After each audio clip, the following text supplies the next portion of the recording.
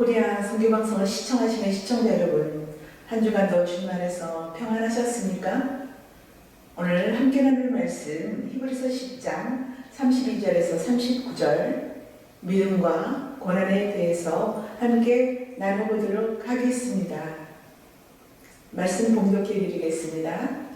전날에 너희가 빛을 받은 후에 고난의 큰 싸움에 참은 것을 생각하라. 혹 비방과 한난으로서 사람에게 구경거리가 되고 혹 이런 형편에 있는 자들로 사귀는 자 되었으니 너희가 갇힌 자를 동정하고 너희 산업을 빼앗기는 것도 기쁘게 당한 것은 더 낫고 영구한 산업이 있는 줄 아니라.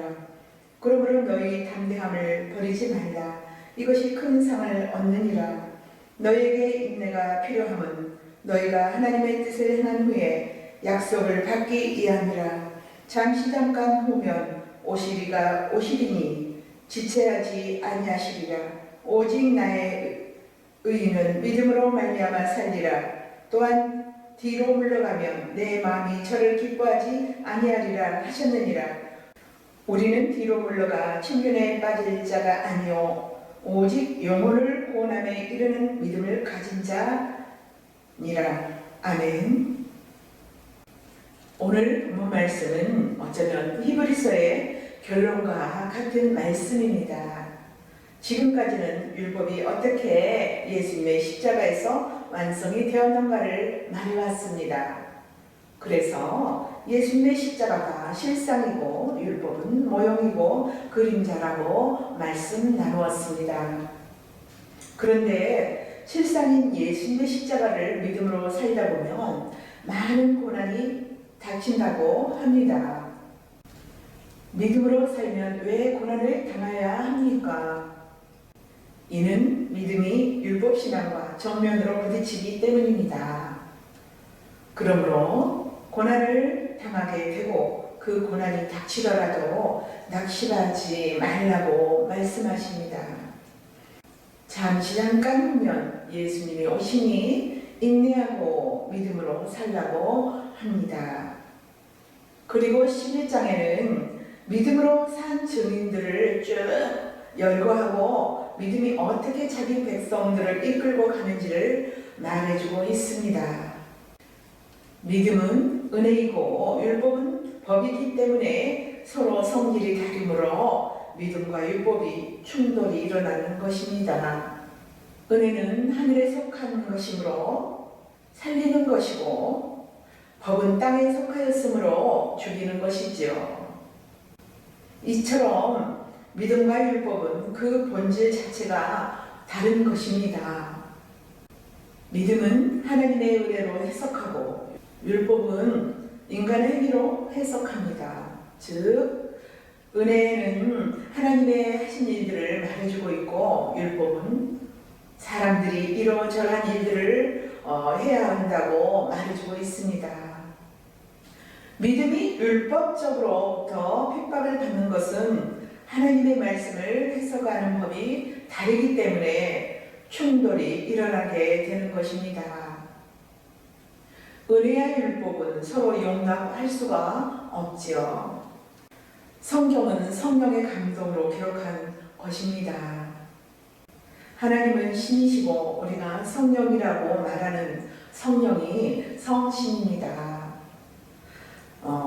성령은 하나님의 영 또는 신이십니다. 쉽게 말하면 성령은 하나님의 마음이지요.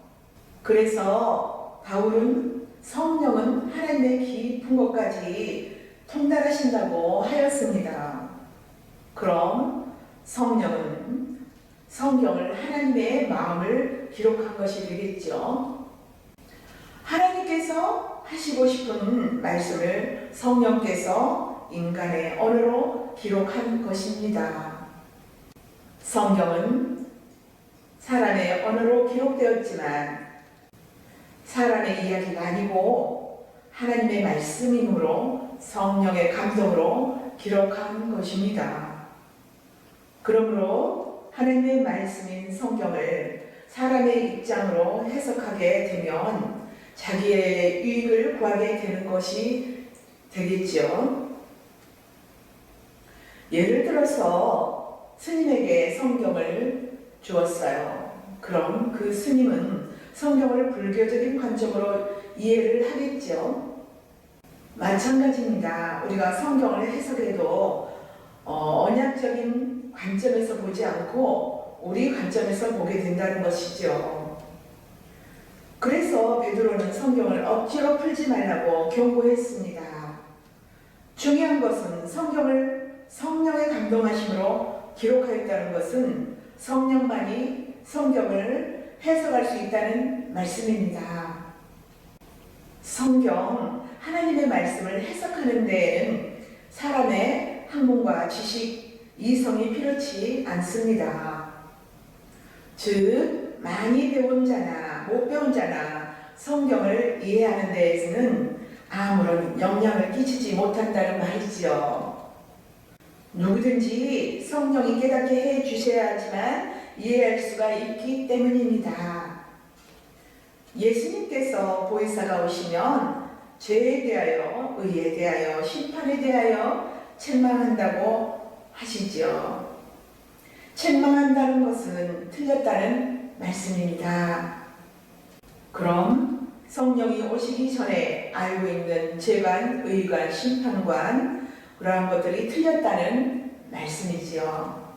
즉 바리새인들이 율법으로 말하는 죄에 관한 것, 의에 관한 것, 심판에 관한 것도 틀렸다는 것이죠. 그래서 성령이 새로운 재관, 의관, 심판관을 주신다는 말씀입니다. 그런데 기존에 옳다고 하는 자들이 반발을 하는 것이지요.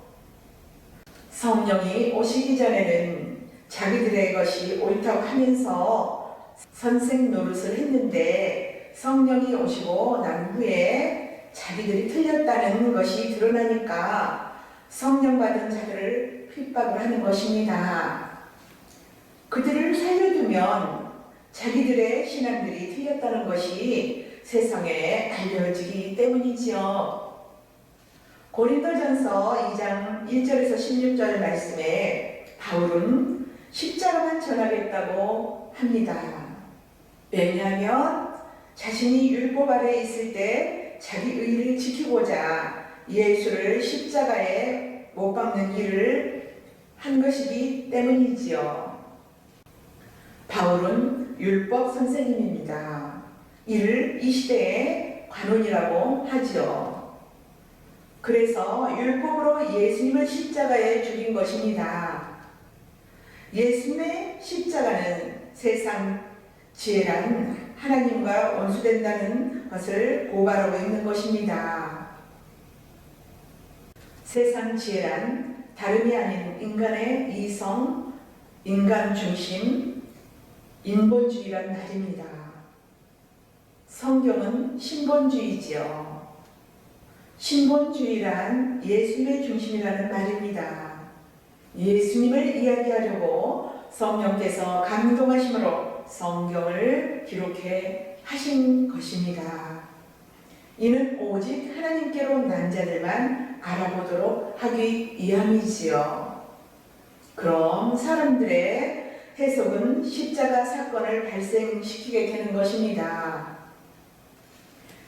인간은 하나님의 법과 충돌하면 자기의 법을 처리시키는 것이 아니고 하나님의 법을 죽여버리지요. 그래서 나타난 사건이 예수님의 십자가입니다.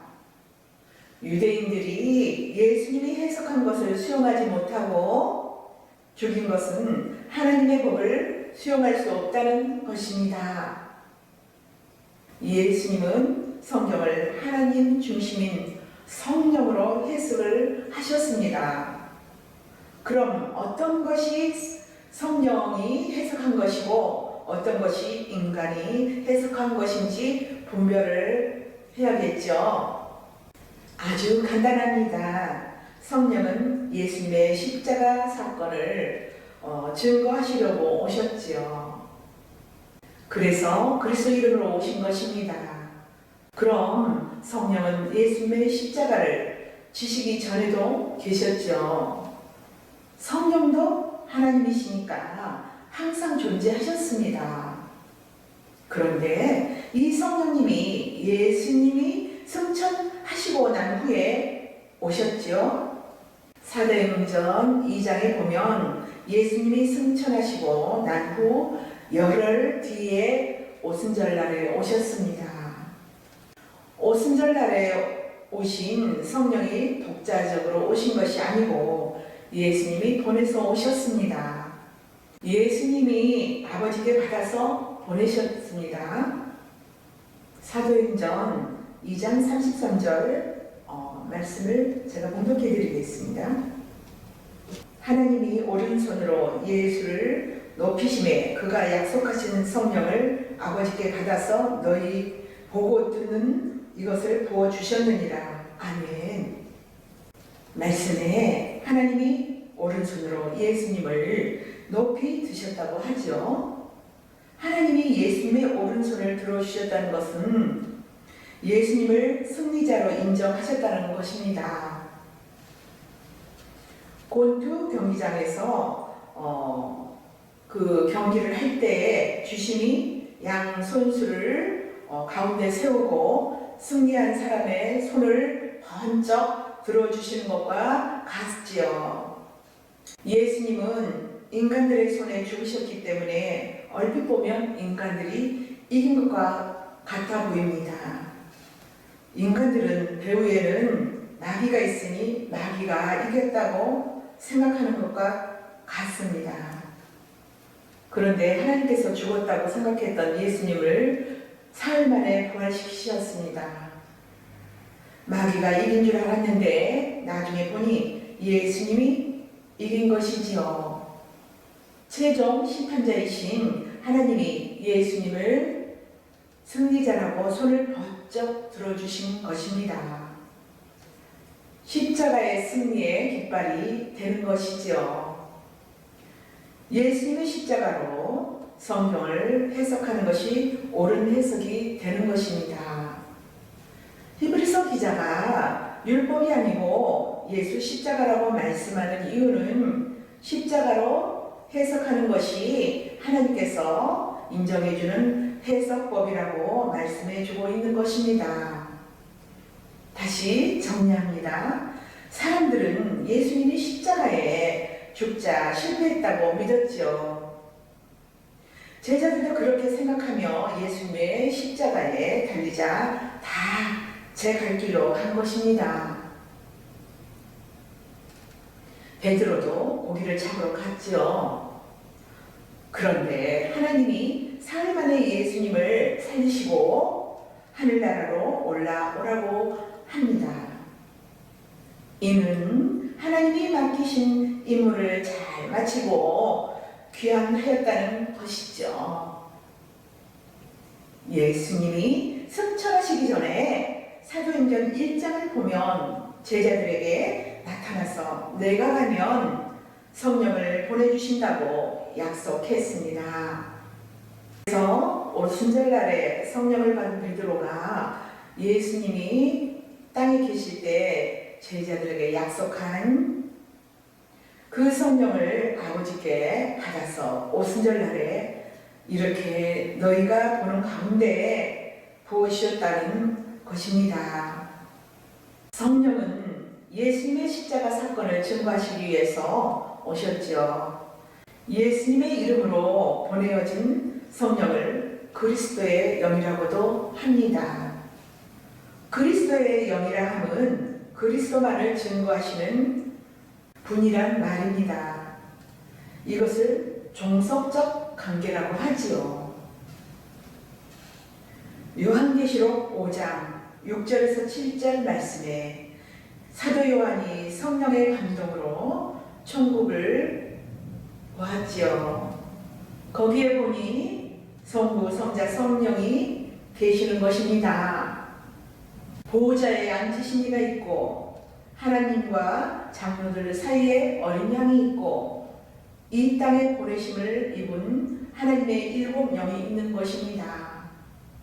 보호자에 앉으신 분은 성부 하나님이시고 앞에 계신 어린 양은 성자 예수님이시고 그 앞에 7명은 성령님이세요. 이 세 분은 모두가 하나님이십니다. 창세기 1장에 보면 하나님의 신이 수면 위에 운행하시죠. 운행하신다는 말입니다. 하나님의 말씀이 떨어지면 일하십니다.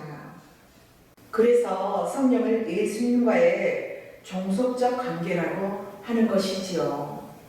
종속적 관계란 상하 개념이 아니고 이를 수행하시는 분이란 말입니다. 예수님은 이 땅 위에 오실 때 아버지 이름으로 오셔서 아버지의 뜻을 위해서 사셨지요. 성령은 성령을 위해서 일하지 않고 예수를 위해서 일하십니다. 이것을 종속적 관계라고 합니다. 예수님이 봉인된 책을 뗀다는 것은 곧 하나님이 예수님께 이 세상을 다스리도록 하셨다는 말씀입니다. 아버지 하나님은 아들 예수를 앞세워서 일을 하십니다. 아버지께서 아들에게 모든 것을 위임해서 하나님의 아들이신 예수님이 유대인들에게 심판하는 권세를 주셨다는 것입니다. 아버지께서 아들에게 모든 것을 위임해서 하나님의 아들이신 예수님이 유대인들을 심판하는 권세를 주셨다는 것입니다. 그래서 아들을 만나는 것이 곧 아버지를 만나는 것이 되는 것입니다.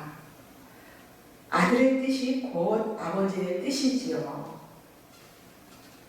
빌립이 예수님께 아버지를 보여달라고 하니까 나를 본 자는 아버지를 보았다고 하시는 것입니다. 성령은 예수를 믿게 하시지요. 신앙생활이란 예수를 믿는 것이 아버지를 믿는 것이라고 성령님이 알려주십니다. 오늘 본문 말씀의 그 이야기입니다. 예수 믿다가 고난당한 것 두려워하지 말라고 하시며 우리 앞에 영원한 상이 있다고 하십니다. 영원한 상이란 영생을 말합니다. 예수님처럼 부활하여 영생한다는 것이지요. 율법은 우리의 행함을 요구하고 은혜는 우리의 믿음을 요구합니다. 과거에는 율법 아래에 있었는데 이제는 은혜 아래에 있죠. 종은 법적인 관계이지만 아들은 사랑의 관계입니다. 법적 관계란 일로 판단받는 말이고 아들의 관계란 일로 판단받지 않는 관계를 말합니다. 예수 안에서 하는 것은 그 은혜를 참여케 하려 함입니다. 창세전 언약 속에 이미 인간은 하나님의 말씀을 어기게 된 것이 담겨져 있는 것입니다. 불순종으로 죄 가운데 가두어질 것이 들어있는 것입니다. 인간이 죄를 지으면 예수님이 대신 피를 흘려주시는 것으로 짜여져 있지요. 구약의 출애굽기에서 가나안까지 우리의 구원을 축약해 놓은 것과 같습니다. 구원을 이렇게 이루어진 것이다라는 것을 이스라엘을 통해서 활동 그림으로 보여준 것입니다. 하나님은 이 그림을 역사 속에서 되풀이를 하십니다. 히브리서 11장에는 가나안에 들어가 사는 자들에게 아브라함에게 약속한 약속의 땅은 가나안이 아니고 하늘에 있다고 말씀해 주고 있습니다. 그래서 이스라엘은 가나안 땅에서도 정착민으로 살지 못하고 나그네처럼 살았던 것입니다. 온 주민을 곁에 두고서 우리는 이 땅의 사람이 아니야 라고 하며 살았습니다. 가나안 땅은 하늘에 있는 천국 천국의 모형이고 예표이기 때문에 하늘에 있는 천국을 보고 살아야 합니다. 이것이 믿음으로 사는 것입니다. 로마서 11장 32절에서 33절에 보면 하나님은 불순종 가운데 가두어놓고 긍휼을 베푸신다고 하지요. 죄 아래 가두어놓고 믿음으로 구원한다고 합니다. 이 타락의 역사를 예수님이 오셔서 십자가에서 단번에 그 피로 씻어서 구원해 주셨죠. 창세전 언약대로 자신의 죽음을 근거로 타락된 백성들을 구원해 내셨습니다. 이제 예수님의 피로써 새로운 이스라엘이 생겼습니다. 이를 새로운 피조물이라고 하지요. 이렇게 예수님의 피로 구원된 이스라엘 속에는 예수님의 은혜만 담겨져야 합니다. 새로운 피조물인 성도는 죄를 안 짓는 것이 아니고 죄를 지을 수밖에 없다는 것을 아는 자입니다. 예수님 때문에 새로운 피조물은 인간의 조건을 따지지 않고 의인이라고 간주하며 의롭다 해주십니다. 예수님 안에서 의인이란 예수 밖에서는 죄인이란 말씀입니다. 신앙생활은 내가 무엇을 하는 것이 아니고 예수님의 피로 의롭게 된다는 것을 믿는 것입니다. 예수 안에 있으면 의롭고 예수 밖에 있으면 불의입니다. 새로운 피조물은 성령의 인도하심으로 내가 좋아하는 그러한 식으로 신앙생활을 하지 않고 하나님이 기뻐하시는 신앙생활을 하게 되는 것이지요. 새로운 피조물이란 나를 관리하는 주인이 바뀐 것이지요. 예수님이 오셔서 죄 아래에 있던 자기 백성들을 찾아오셔서 자신의 죽으심으로 맞바꾸셨습니다. 예수님의 핏값 주고 사왔으니 이제는 예수님이 주인이 되신 것입니다.